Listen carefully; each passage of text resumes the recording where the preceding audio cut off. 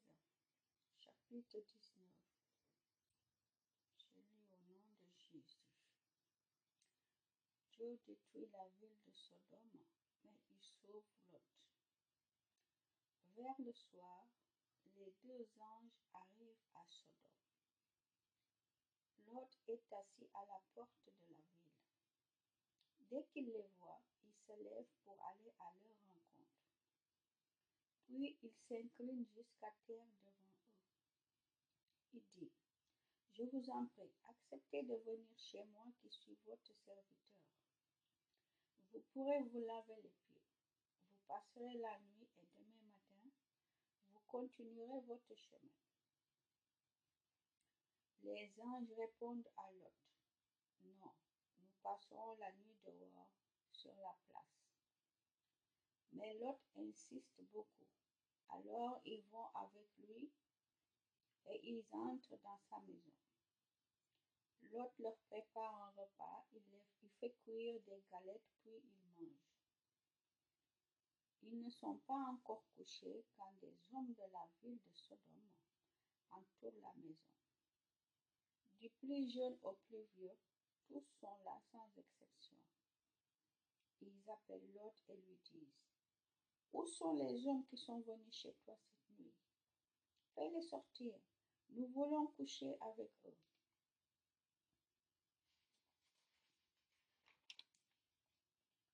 Lot sort vers eux à l'entrée de sa maison et il ferme la porte derrière lui.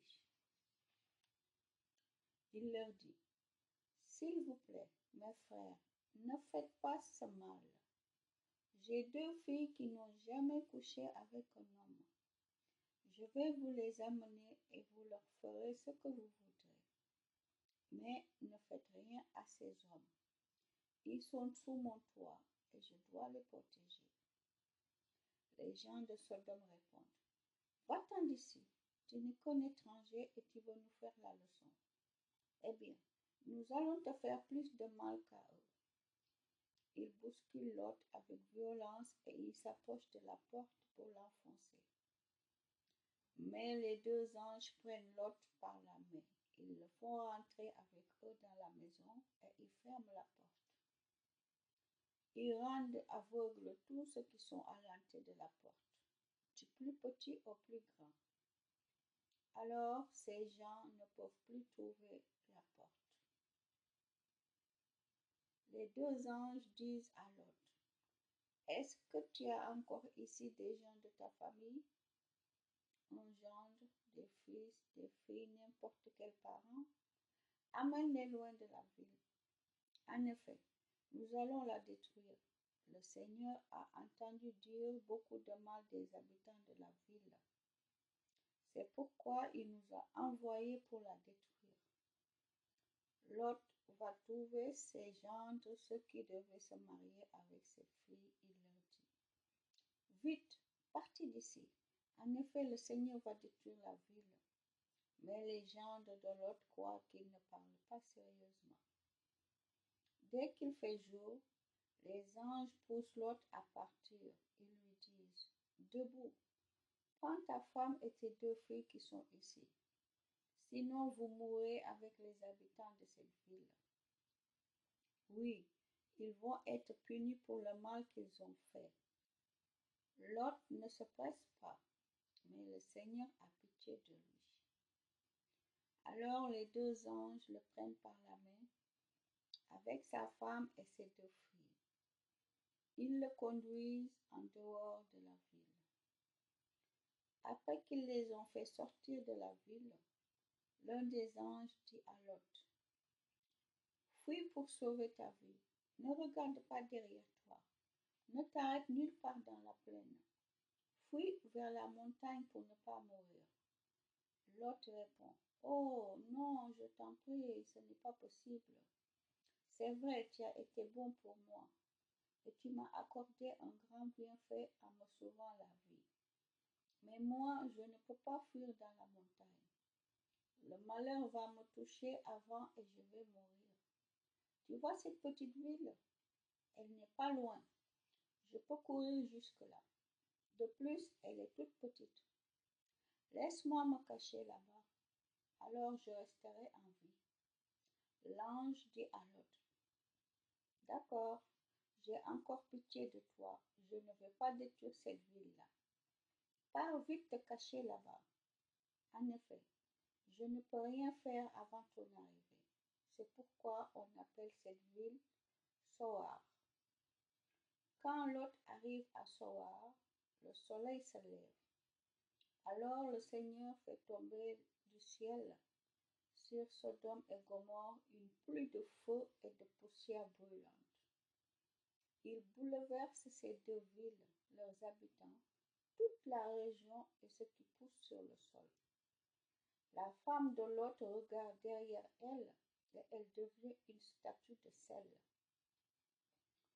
Le jour suivant, tout le matin, Abraham va à l'endroit où il s'est tenu devant le Seigneur.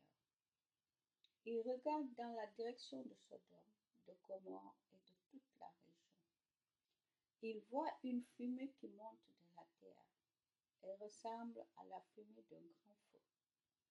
Quand Dieu a détruit les villes de cette région, il s'est souvenu d'Abraham. Quand Dieu a bouleversé les villes où Lot avait habité, il a sauvé Lot du malheur. Origine des Ammonites et des Moabites. Lot a peur d'habiter à Soar. Alors il quitte la ville et il va vivre dans la montagne.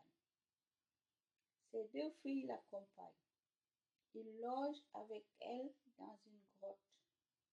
Un jour, l'aîné dit à la plus jeune, notre père est vieux et il n'y a pas d'homme dans la région pour se marier avec nous, comme cela se fait partout. Viens, nous allons faire boire du vin à notre père. Ensuite, nous coucherons avec lui. Alors, grâce à nous, des enfants et des petits-enfants naîtront de notre père. Ce soir-là, elles font boire du vin à leur père et l'aîné vient coucher avec lui. Lot ne se rend compte de rien, ni quand elle se couche, ni quand elle se lève. Le jour suivant, l'aîné dit à sa petite sœur, c'est fait, j'ai couché la nuit dernière avec notre père. Donnons-lui encore du vin à boire cette nuit, et tu iras coucher avec lui. Alors, grâce à nous, des enfants et des petits-enfants naîtront de notre père. Ce soir-là, les filles de Lot font encore boire du vin à leur père, et la plus jeune vient coucher avec lui. Lot ne se rend compte de rien, ni quand elle se couche, ni quand elle se lève. Les deux filles de Lot deviennent enceintes de leur père.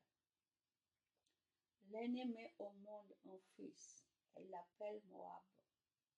Il est l'ancêtre des Moabites d'aujourd'hui. La plus jeune, elle aussi met au monde un fils. Elle l'appelle Ben-Ami. Il est l'ancêtre des Ammonites d'aujourd'hui. Amen.